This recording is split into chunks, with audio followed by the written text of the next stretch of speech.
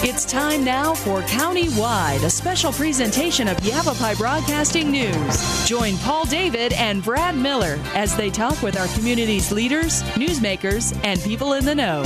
You'll hear about the hot topics that affect all our lives here in Yavapai County. And now, here's today's County-Wide. Well, good day again, and welcome to the program. It's County-Wide. Brad Miller with you. We welcome into studio today Sue Marco, and Sue is going to talk about Pet-A-Palooza 2012. It is that time of year. Hello. Hello, good morning. I'm glad you're able to find time this week to come and chat with us a little bit. It was a little bit scary, yes. We've been very busy. That you are. Pet-A-Palooza is coming back this Saturday. It's March 31st. This will be in Camp Verde. We'll talk about that in a lot of detail in a moment. Now, this is the event that Yavapai Broadcasting has put on for about a decade now. Typically, we've gone in October in the fall. Right. And this year, there's a seasonal change and a venue change from last year. It was in Cottonwood. This year will be in Camp Verde. Right. And among many other changes, Sue, you've really taken this bull by the horns and pumped this thing up. Pet adoption will still be the thrust of the day. There'll be that. But it's also about how to treat your dogs and cats right. How to be a good pet owner. Kind of our subtitle is it's Responsible Pet Ownership Day. Yeah. And really have tried to build this event around, different things you can do with your animals, how to take care of your animals, a variety of different things for presentations of what our pets can do for us and work with us for like police, which you're involved with, we're going to talk about, and a lot of different angles of what is it that makes a responsible pet owner. We'll talk in detail here. Many, many, many of the humane societies, the shelters, the rescue organizations will be represented that day. It is about pet adoption. We hope to see lots of pets find forever homes on Saturday. But even if you already have an animal or aren't right now perhaps looking to add to your family, there's going to be plenty to do, especially if you are a pet owner already, right. as Sue suggested. With Responsible Pet Ownership Day, we can all learn. We never stop learning in anything we do. That's right. And how to be a good pet owner and a long-time pet owner is a good way to do it. I want to ask just a couple of things about Sue Marco before we get started, because your resume in this world, in understanding dogs and cats, but as dogs especially, is very, very deep. Tell me a little bit. Let's have some of the Sue dog resume. All of a sudden it sounds like I'm really old, which I'm not that old, but I have been showing in dogs. Dog years. I know, in dog years, really old. I started showing when I was 11, and so I've got well over 40 years in dog showing. Also, in judging, I was sharing with you that just recently, over the last couple of years, more and more people have been encouraging me to get my license for judging. So I'm also doing some judging for dog shows, and I have been putting on dog shows since I was 16. I was president of the state Basset Hound Club when I was 16 years old, and that was an AKC show-giving club. Yeah. Since then, they've put in you have to be 21 to be a president of a club. But I've been organizing shows and events for a very long time. I worked in the pet industry for about 8 years, and one of my main jobs was putting on large events like this. So this really comes very naturally to me, and it's been fun to be able to put my energies back into an event like this. And it's going to be a big one, and you have been on the point for this, and it's going to show on Saturday. But given that perspective, that experience, that you just kind of talked about, to me it seems like it, certainly among our staff, positions you very uniquely about what responsible pet ownership is about, whether it's from the minute we adopt or start looking or even thinking about adoption. The real chore begins then, way before we ever look at that dog or cat that we might want to take home. Right. Tell me about that. Well, I very much believe that people should not just go out and adopt an animal, buy a dog out of the window at the pet shop or whatever until they've done their homework. Yeah. Or a cat for that matter, because the different breeds of dogs and the different breeds of cats have been bred for very specific things, and they have different breed characteristics. And so if someone's considering bringing an animal into their home, it behooves them to do a lot of homework to say, okay, what has this animal been bred for? What kind of personality generally does this breed have? Does it fit with the needs of the family? How much grooming does that animal require? How much exercise does that animal require? And all of those kinds of considerations really should be at the forefront of what people are thinking about before they get themselves in a position of going to look at dogs or cats. And some real introspection is due. Do I go for a jog every night? I don't. I certainly should. But those kinds of things, Right. are you active, and will that animal be part of that, as many dogs, especially when we talk about dogs, are going to want to? Right. Are you maybe a little more laid back, stick closer to home? Would a different breed? All of those kinds of things. And people, boy, as you know, it's, he or she's cute, let's get that one. Exactly. And it ends there. And I breed beagles at this point in time, have been about 12 years, and I actually spend a lot of time on the phone for prospective people, talking to them about their lifestyle. What are you expecting out of this animal? And I tell them all the bad parts of that breed, and if they're still hanging in with me, then we start to talk about the good parts of the breed. There you go. But those are the things you need to look at. I have a lot of people say, well, we're outdoor people, we like to go hiking and camping and fishing and things. We really want an outdoor dog. And I say, well, you don't want a beagle because you can't have that dog off leash. They're going to be running in the hills for 3 hours, and they're not going to come back because they're hunting dogs. Yeah. So those are the kinds of things that people really have to dig down deep and look at their life and look at what they're expecting from this pet, is whether or not that animal is going to work for them. And will they be given the chance to do that on Saturday at Pet-A-Palooza?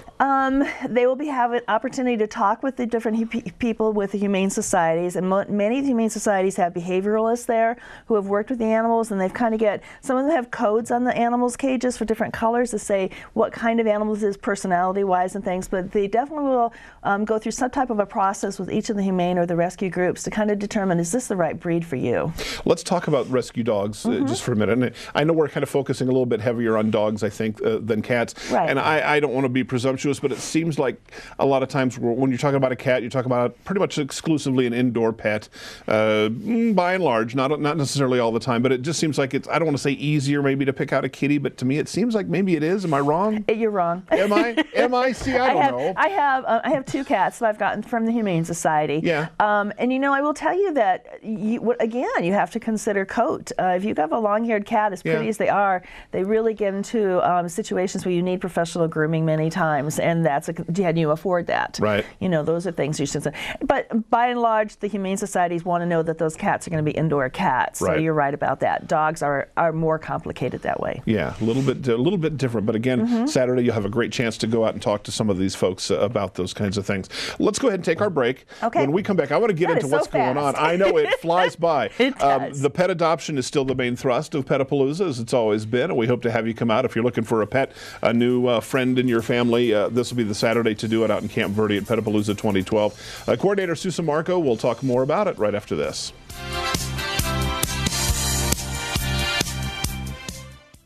Here in northern Arizona and throughout Yavapai County, people count on Orkin Pest Control. With over 100 years of combined experience, nobody knows how to protect your home or your business from harmful or annoying pests like the Orkin Man. To start service, contact your Northern Arizona Orkin Pest Control.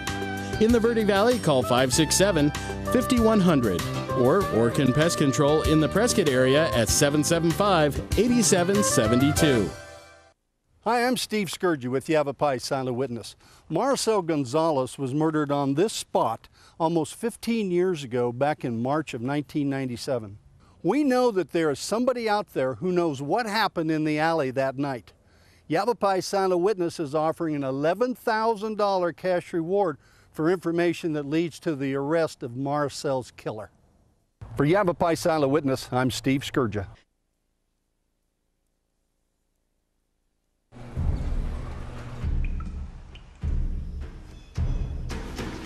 The pain will not control us. It will never break us, define us, or keep us still. Because arthritis can't beat us if we beat it first. In the fight against arthritis, you need a weapon. What's yours? Visit the Arthritis Foundation at fightarthritispain.org.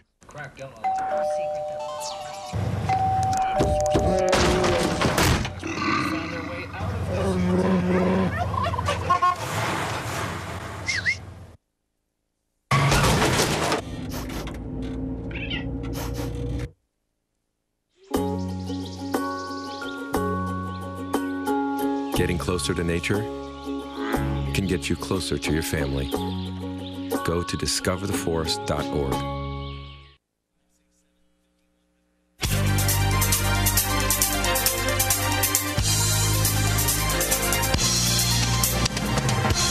Welcome back to the program. Again, countywide, Brad Miller with you. And Susa Marco is here organizing this year's Pet-A-Palooza 2012. It comes up. It'll be 9 to 4 on Saturday.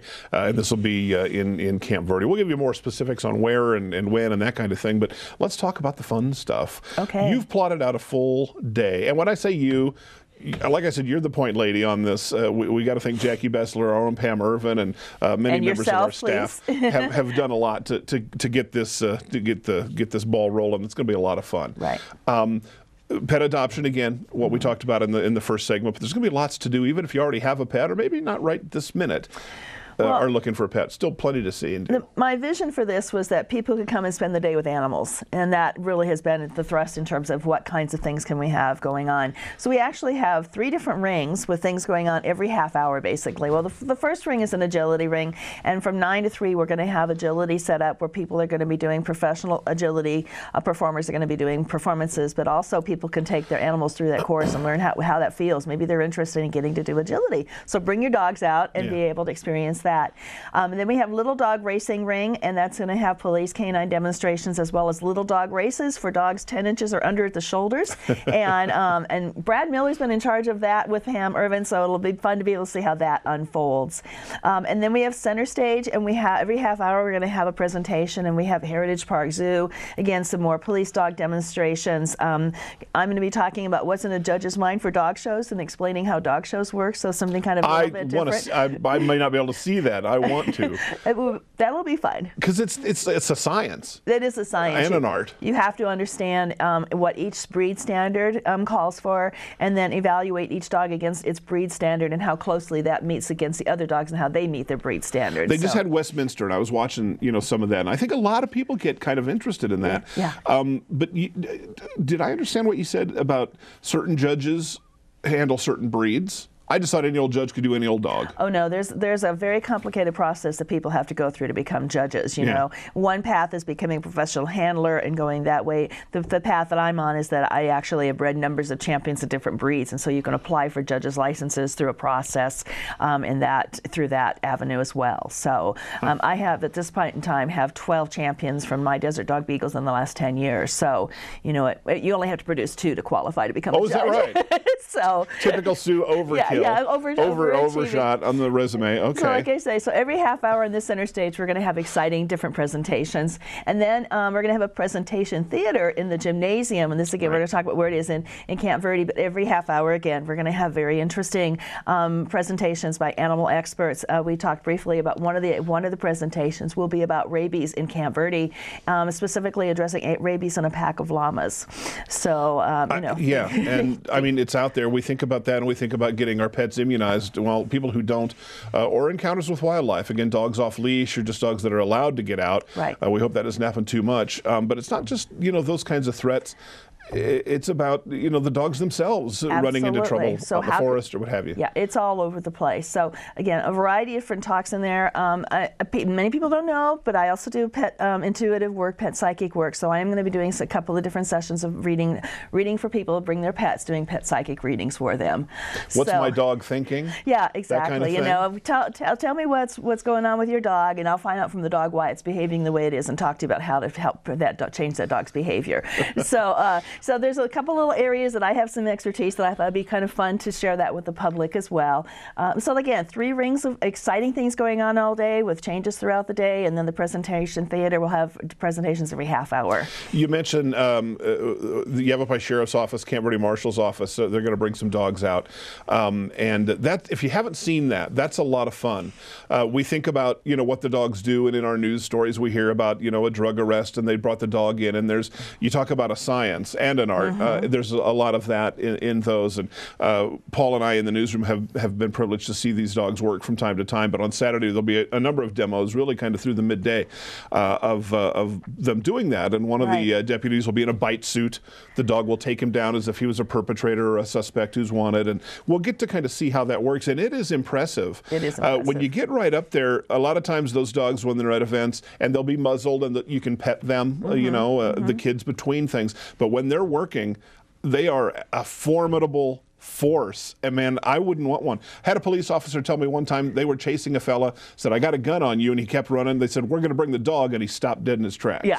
And I think, you can kind of understand that. You can't outrun a dog. You can't outrun a dog, and he's not going to be happy to see you when he gets to you if you're a bad guy. So you're a bad guy. we're happy that they're going to be part of this as well. But again, it all just kind of feeds into this whole thing that different dogs, and again, I'm sorry I'm focusing so much on dogs, but have different roles in what they do and whether they're pets or working dogs or what have you. That's right. We're going to have Farb and Holt Kennels come out. They raise German Shepherds and they do a lot of training for those kinds of things as well. And so they're going to be doing Schutzhund work and people that have German Shepherds, Rottweilers, Dobermans, those kinds of dogs, they can learn how to get involved with that type of work too, which it is a competitive situation for police type work. So it's kind of a fun thing as well. It's called Schutzhund. There's I'm not sure. Gotta be careful how we talk. I'm not sure what you said there, but we'll try out our 7-second delay. But are there better breeds for? I mean, the answer is yes, because you just said that basically. But if you're looking for maybe dogs to kind of help with security around the house and those kinds of things, talk to me about maybe if I'm retired and I'm home and I don't get out as a lot. A lot of times, I think we think of smaller dogs. Is that necessarily true? I think it. Or a good way to think about it? I think it's only true to the point that a medium to a smaller dog gets to be a better size for people as we get older because they're going to require, on the whole, less exercise than a big dog. If they get excited, they're not as apt to knock us over when we get older. Right. And a lot of people like to sit and watch TV, and having something like a little longer-haired dog and brushing them and stuff brings comfort and ease, while someone's kind of doing that grooming as well. So as we get older, we tend to have smaller dogs. I had Newfoundlands, 150-pound dogs before I got into beagles, 10, 11 years ago. And it's just the reality is that, you just can't you can't deal with a larger dog as we get older. Yeah. And the other thing we want to touch on is that the health benefits for older people is so wonderful for having a dog in the house. Gives you a reason to get up in the morning, feed the dog, exercise the dog. And many of the humane societies will actually do free adoptions for senior citizens and then support them with food and shots as they get older. So I mean, this isn't just Sue talking. This is science is proven. Science has proven that a lot of studies helps with longer lifetimes and things like that. On these kinds of things. Yeah. Again, get a good sample coming up on Saturday. This will be in Camp Verde this year. It's Pet-A-Palooza 2012. It is the event that we've typically had, we being Yavapai Broadcasting, in October or in the fall, and this year in Camp Verde, and it is coming up at the end of March, and that's this Saturday, March 31st, working with folks in Camp Verde on that. It's going to be 9 to 4. Our vendors will be setting up early, so at 9 o'clock when the gates open, we should be all ready to go. We should be ready, and I do want to mention quickly, we have a kids event tent so that we will have activities for children as well, so that they can take things home and post on their refrigerator that says this is what a responsible pet owner is, and gives families continued opportunities to discuss this. You started when you were 11. Yes. And it's never too early, is it, to start understanding pets? No, and it gives children an opportunity for becoming responsible for another living thing, which is a great lesson for life. Yeah. Spay and neuter, can we touch on that? Because I know that that's kind of the thing that kind of floats around behind when we talk about pet adoption. Absolutely. And the need, and that we all have heard the stories, I think, and seen some of those commercials and whatnot, but I mean, it remains as important as ever. Absolutely, because there's so many unwanted dogs and puppies. Unfortunately, this is why we've got this kind of event, because the humane societies and organizations are filled with the unwanted pets. So all of these animals that come, unless they're too young for it, will be spayed, neutered, and have up-to-date vaccines. And even when I sell puppies to people, from my standpoint, they're sold on a limited registration where they have to be spayed or neutered if they're a pet. Yeah. It's just non-negotiable. Just that simple. Yeah. All toward working on that problem. Yeah, eliminating the excess pets out there, or the excess animals out there. They all need loving homes. They all need to be cared for. It's the hard part of this event, but it's a sad truth that the shelters are full or filling up quickly. The foreclosure crisis certainly has swelled the ranks of unwanted pets in them, and unfortunately they can't all be held forever until they find homes, because there's not enough. So that really is kind of the main thrust here again of all the fun and all the things that we're going to learn and do and have fun with on Saturday. That's something to kind of keep in mind. If people have room in their home and their heart for another animal and you really considered it thoroughly, this is the time to find the right pet. Pet-A-Palooza 2012 comes up Saturday. We'll talk more with Sue Sammarco about that event. We'll come back to Countywide right after this.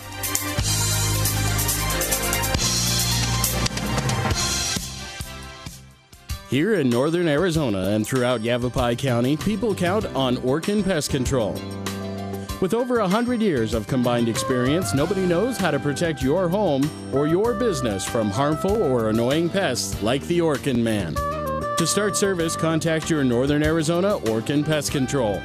In the Verde Valley, call 567-5100 or Orkin Pest Control in the Prescott area at 775-8772.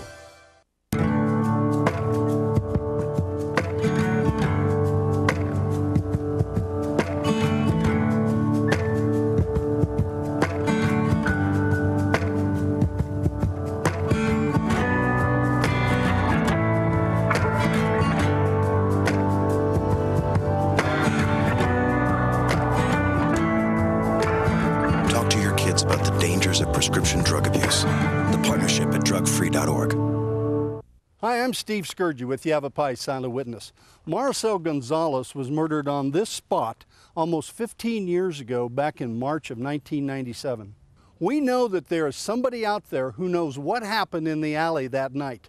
Yavapai Silent Witness is offering an $11,000 cash reward for information that leads to the arrest of Marcel's killer. For Yavapai Silent Witness, I'm Steve Scourgia.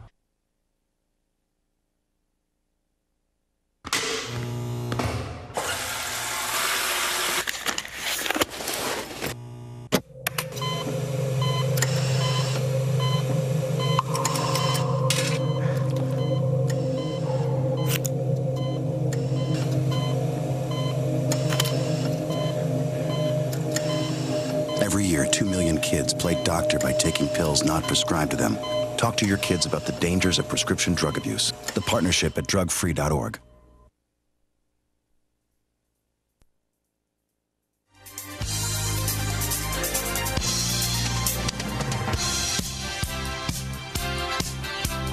We welcome you back to the program. It's Countywide. Sue Sammarco is here, and on Saturday, this coming March 31st, 9 to 4 o'clock in Camp Verde, it'll be Pet-A-Palooza. There'll be some signage. We're back right behind the city offices, the administrative offices there in that great big open area. It's going to be gorgeous. Sounds like the weather is cooperating with us very well. We're happy about that. So put your smiles on. Come out if you're looking for a pet, especially Pet-A-Palooza. We talked about our involvement, Yavapai Broadcasting, but there's a lot of people, sponsor-wise, that have helped put this together, too. Right. We really, really want to make sure that we recognize AZ Cellular for helping put this together. Olson's Grain, always wonderful people. PetFinder.com, Coconut Humane Society, Sedona Humane Society, the Town of Camp Verde, and the Flagstaff Sedona Prescott Dog Magazine. All are major sponsors for our event, and we appreciate them so much. All of them very happy to jump in and be part of this. And again, again, with that thought of finding homes, and let's maybe coordinate, or I'm sorry, let's maybe kind of leave our audience on that of what really is the thrust. There'll be a lot of fun to be had on Saturday. You don't have to be a pet owner to come out and just kind of kick the tires. Is that a rude way to say it? But this might be a good way to come out, learn about animals, learn about a variety of different breeds. We're going to have breed clubs there too, and come meet people. Somewhere down the line, maybe it is time to adopt. That's right. Yeah. As Sue said, don't jump into it lightly. Tell me again, just in our final minute, if you're thinking right now about, well, I've heard the show and I wouldn't mind having a dog or a cat in my home. Yeah, I would encourage people to, if they think that there's a specific breed, they could go on to the akc.org website and look up a variety of over 150 different breeds and see some of the traits, see if they're appropriate for the family, and then see if there's a match at the Pet-A-Palooza. Go online. That's maybe the best way to start. All right, Sue, we thank you. We're going to see you out there Saturday. Thank you. Absolutely. Smiles on. Be a lot of fun. Pet-A-Palooza 2012. It is in Camp Verde. It is this Saturday, once again, March 31st. A lot of folks will be there. A lot of vendors will have things to talk to you about. And most importantly, there'll be a lot of dogs and cats that are there that right now are in a cage somewhere and might be in your home when we get together a week from now for another Countywide. We thank you for joining us. It is Countywide, and we'll see you next time. This has been County-Wide, a special presentation of Yavapai Broadcasting News. Listen in each Tuesday and Thursday as we tackle the hot topics and talk to the decision makers across Yavapai County. That's County-Wide with Brad Miller and Paul David each Tuesday and Thursday on this Yavapai Broadcasting station.